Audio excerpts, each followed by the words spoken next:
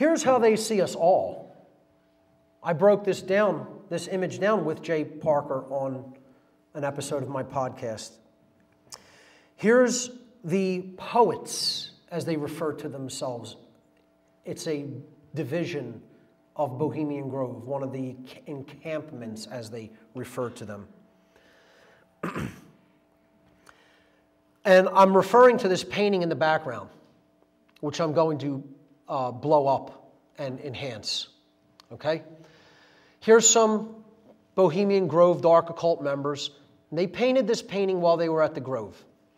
And you see it depicts a line, like a procession of human beings. And it's all different types of human beings changing as they go forward to different kind of people. So we're going to look at that progression.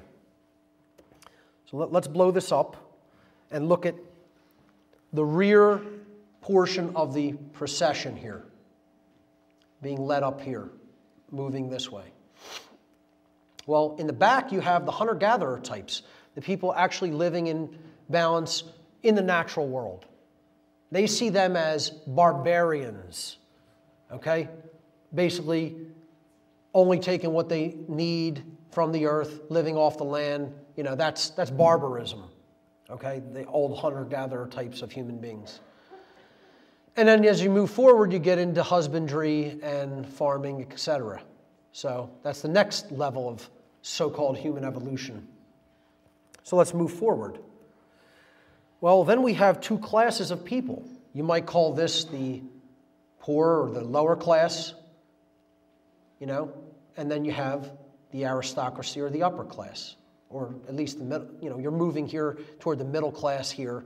There's even kind of like a separation. You have who they consider, you know, the slovenly and you know, just degraded aspect of society. And you have here's the poor. They're all like, you know, waifs practically, you know, practically starving. You got this guy who's got a little bit of something or bread maybe, you know, but he's still like really emaciated.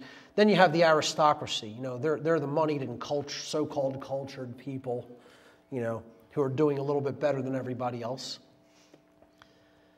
And then in front of the aristocracy is the strong man, the police and military.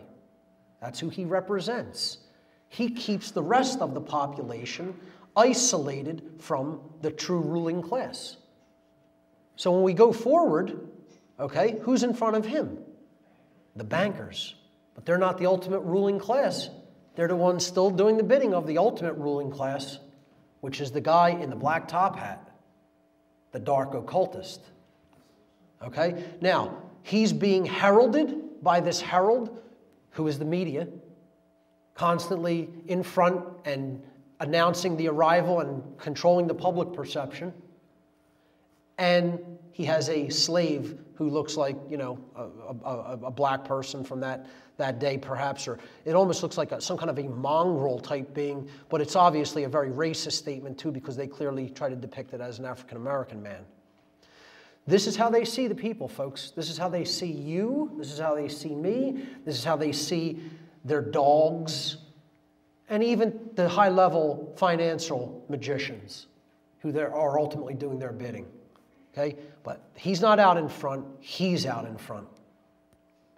He's the one setting the pace. He's the one setting the agenda. I mean, if you can't see it, I don't know what to tell you. These people are telling it to your face practically, but not in words.